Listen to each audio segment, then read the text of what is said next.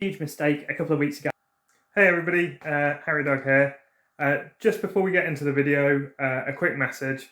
I made a huge mistake a couple of weeks ago. I uploaded the wrong version of Bare Bones up to my website, and people have been experiencing all sorts of bugs and issues with it. I'd just like to apologise, especially to the people that donated money to the project and got the wrong version of the software. The correct version is now online at barebones.lightgun.dev. Yes. So please go to the website, download the correct version. I am very sorry. On with the video.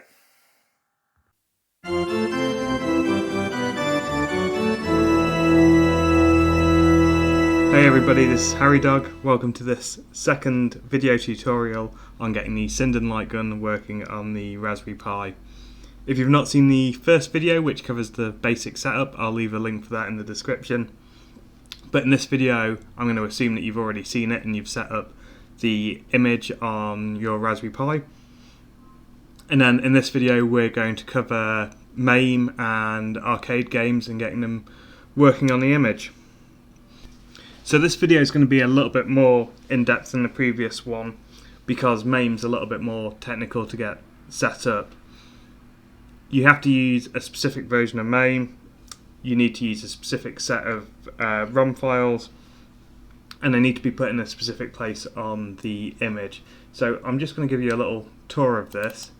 If we log into our Raspberry Pi remotely, hostname RetroPie, username Pi, and password Raspberry. Connect into there and let me show you your home/pi/RetroPie/ROMs where you'd usually put all your ROMs. We'll look in this arcade folder. See, there's a handy little note that I've written there, arcade ROMs go here. I'm going to copy a few arcade games in there. We'll get that out of the way. I'm just showing you sort of a spectrum of arcade games here. Now you'll see in this folder there's a subfolder, MAME 2016. If you go into that and go into the subfolder CFG, you'll see there's a load of these CFG files. Now I've written these to remap the controls of the guns. So one of the things about the MAME 2016 emulator is that each game has to be set up individually, and I've essentially done it for you. So if I just open one up, let's have a look at the Alien 3 one. This may mean nothing to you, it's all a bit technical, but essentially the gun axes have been remapped to be joysticks. Again, you don't need to know that to get it working, but when you place a ROM in this folder, it looks for this subfolder, and then it'll look for that subfolder, and then look in there for the CFG file. So if you were to put these in, let's say, the MAME folder, you can pop them in there, but it won't find the CFG files and your controls will be all over the place. Okay, so let's go and have a look on the Raspberry Pi. Okay guys, everything's loaded up on the Raspberry Pi. You can see now that after starting your Pi you have the arcade section there. But before we do anything, you need to go into ports. I'm just going to start the non-recoil version of the guns. It's actually a recoil gun that I'm using, but I'm going to use the non-recoil strips to make less noise. So start player 1. It's pretty obvious. And then for player 2, instead of the player 2 script there, I'm going to start player 2 arcade. So that launches an alternative mapping for the keys, which works with the MAME emulator, and it stops the guns sharing buttons. So putting a credit on one side won't put a credit on the other side, if that makes any sense. So let me just load up Alien 3. I'm going to turn the volume down on my TV. And hopefully this should work first off. So as you can see, you've got credits for both players on each side of the screen. So if you press back right, you'll start adding credits, and then with the other gun, you'll add credits there. And then pull triggers to start. This is a really good game to test because it's a positional game and it's got inbuilt crosshairs on it, so you can see the guns moving individually on the screen. There we go.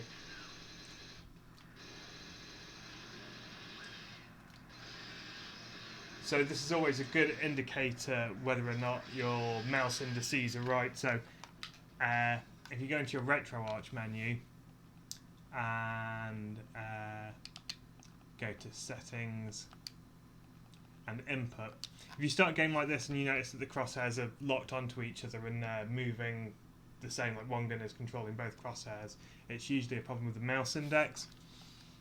So you see my port 1 mouse index is set to 0, and on port 2 my mouse index is set to 2. So occasionally you'll start the game like this. Just quickly set them both to 0. Something like this where you can see that both guns are locked together. You don't want that. So if that does happen to you, that's a easy workaround. Let me just pop that back. Can't remember where I put it now. Input port 2 blinds and just switch that back to 2. Okay, let me show you another game, and we'll load up Bang.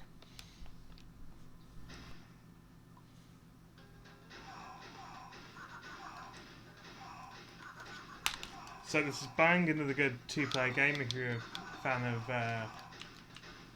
point blank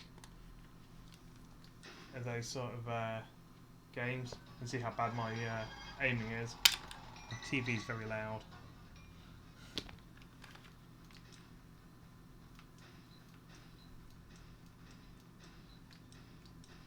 Not even looking down the sights. But yeah, you can see how that works. And then one last thing I want to show you is Zombie Raid. So for most of the games, they have an internal configuration. So when the arcade machine was set up, an engineer will come and calibrate the guns. So there's menus within the arcade machines to calibrate the guns. Now, for all the working ROMs, I've gone through and done that calibration process. Zombie Raid, one of my favourite games, it just doesn't save, unfortunately. It doesn't create that NV RAM file which stores the gun calibration. And I think I can show you that on here. Or maybe it did.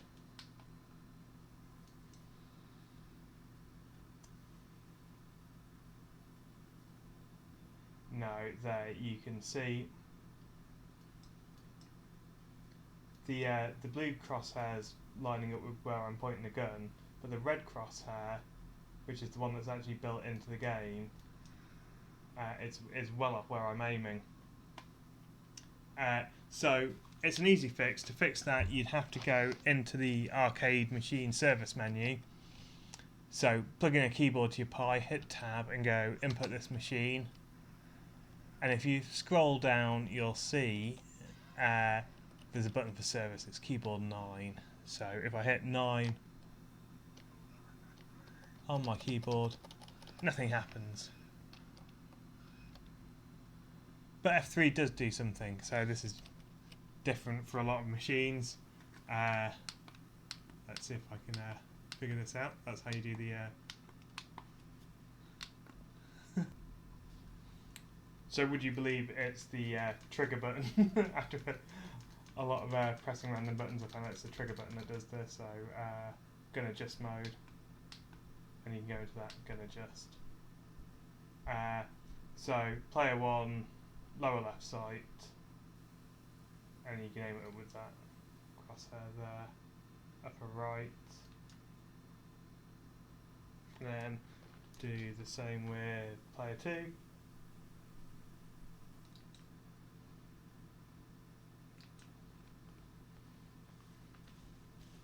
Okay, and we can exit out of that menu by pressing the start button on both guns, apparently.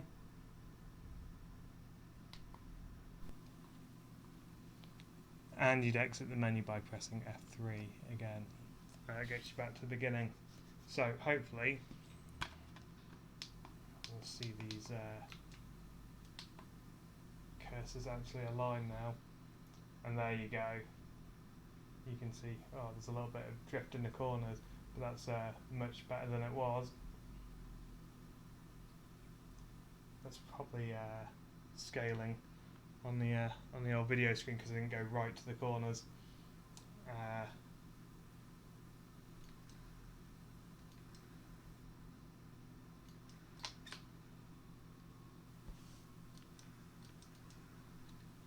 Also, once that's calibrated, you can turn those crosshairs off. If you press Tab, go back into the Tab menu, you can just turn those crosshairs off.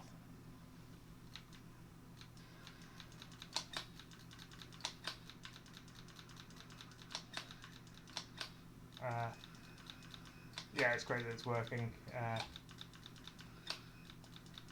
Love this game so much. I won't bore you to death with showing you me just playing a zombie raid. But yeah, I think that covers most of the things about the arcade system. If you'd like to see more videos like this, give me a like and a subscribe. Mention it in the comments. If you've got any questions, pop it in the comments. But that's it. Thank you very much.